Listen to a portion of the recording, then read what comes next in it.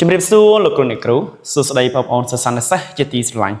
ជួបគ្នាជាថ្មីជាមួយថ្នាក់រៀនគណិតវិទ្យា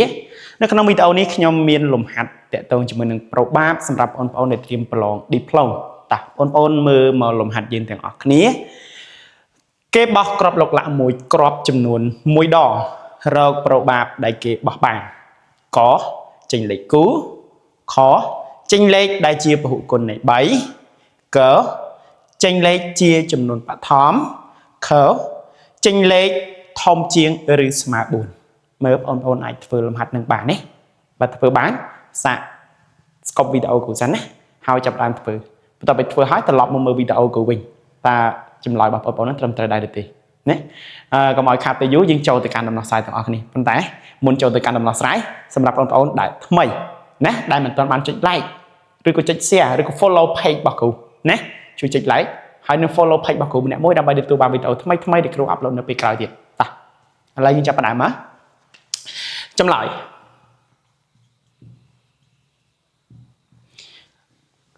ឥឡូវយើងមើលនេះណារកប្រូបាបដែលគេបោះបានមករក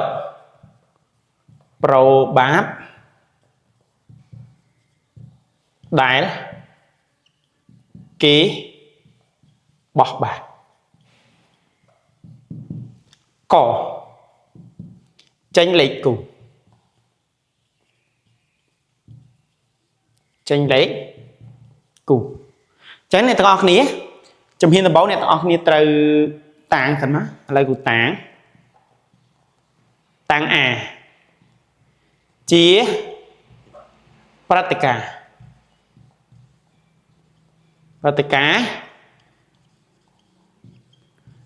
ដែលបោះចេញលេខគូចេញលេខគូបាទអញ្ចឹងឥឡូវមើលករណីអាចមានអីខ្លះកាលណាលោកលាក់មុខប្រហែលលោកលាក់មុខ6អញ្ចឹងណាអញ្ចឹងវាអាចចេញលេខ1វាអាចចេញលេខ2លេខ3លេខ4លេខ5លេខ6គឺស្មើនឹង6ករណីបាទករណីស្រប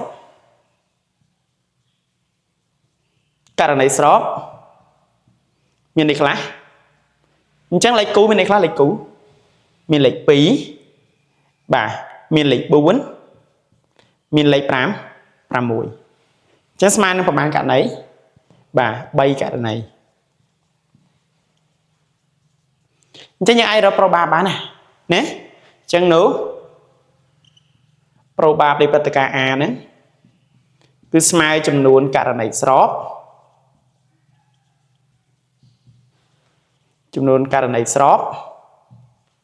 បាទចែកចំនួនករណីអាច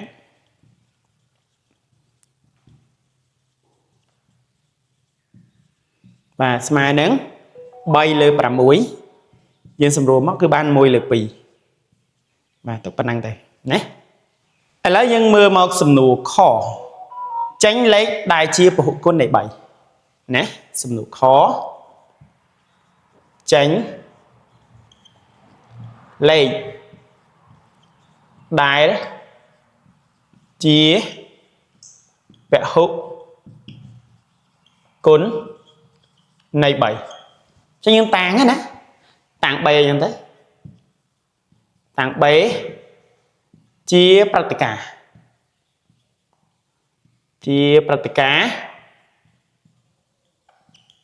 ដែលបោះបានលេខនេះជាពហុគុណនៃ3អូខេមកអញ្ចឹងករណីស្របករណីអាចយើងរករួចហើយយើងមិនរកទេបាទយើងនិយាយករណីស្របហ្មងណាករណីស្របពហុគុណនៃ3មានអីខ្លះយើងសូត្រមេ3ណា3ម្ដង3 3 2ដង6អញ្ចឹងមានត្រឹម6អញ្ចឹង3ហើយនឹង5 6ស្មើនឹង2ករណីអញ្ចឹងគេបានអីគេនៅពេលនៃ3ហ្នឹងស្មើចំនួនករណីស្រប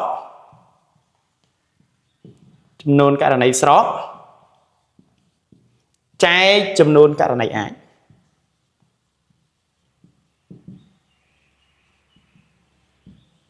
ចឹងស្មើប៉ុន្មានករណីស្របមាន2ករណីគឺ2នៅលើករណីអាចគឺ6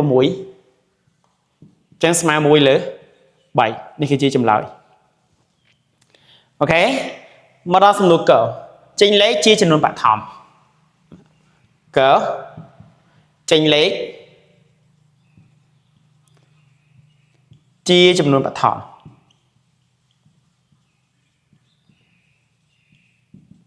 តាំងដូចគ្នាមកតាំង C តាំង C ហ្នឹងជាប្រតិការដែលបោះបានលេខជាចំនួនបឋម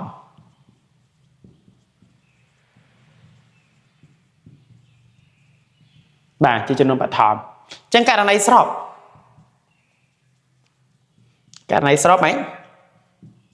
មានន័យខ្លះចំនួនបឋមស្គាល់ណាបងប្អូនចំនួនបឋមគឺជាចំនួនដែលមានតួចែកតែ2គត់1ហើយនឹងខ្លួនឯងហើយអ្នកទាំងអស់គ្នាកុំច្រឡំថា1ជាចំនួនបឋមណា1មិនមែនចំនួនបឋមទេ1មានតួចែក1ព្រោះខ្លួនវាក៏1ដែរអញ្ចឹងតួចែកវាមានតែ1គត់មិនមែន2ទេបាទអញ្ចឹងវាមិនមែនចំនួនបឋមទេបងប្អូនកុំច្រឡំកន្លែងនេះបាទអញ្ចឹងចំនួនបឋមយើងគឺ2បាទ3 5គឺស្មើនឹង3ករណីណា3ករណីអញ្ចឹងនោះ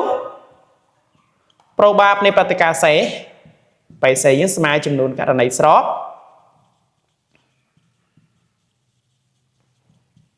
បាទចែកចំនួនករណីអាច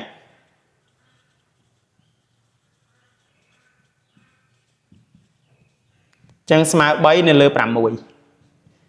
លើ2ដែរតែឥឡូវយើងមកមើលសំណួរចុងក្រោយខចេញលេខធំជាងឬស្មើ4មកខចេញលេខធំជាង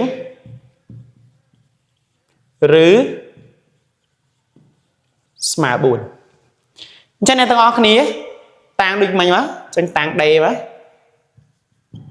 បាទជាប្រតិការ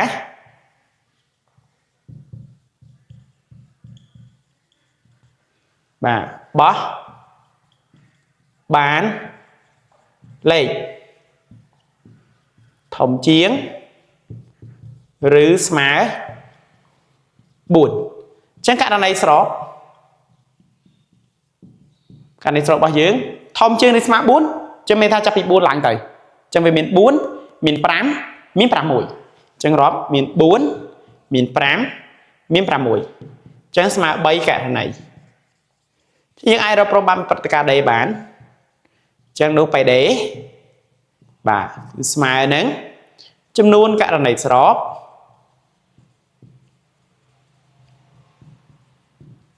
បាទចែក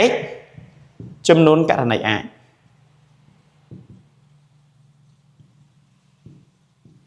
ចឹងស្មើនឹង3នៅលើ6ទៀតហើយចឹងស្មើ1លើ2បាទ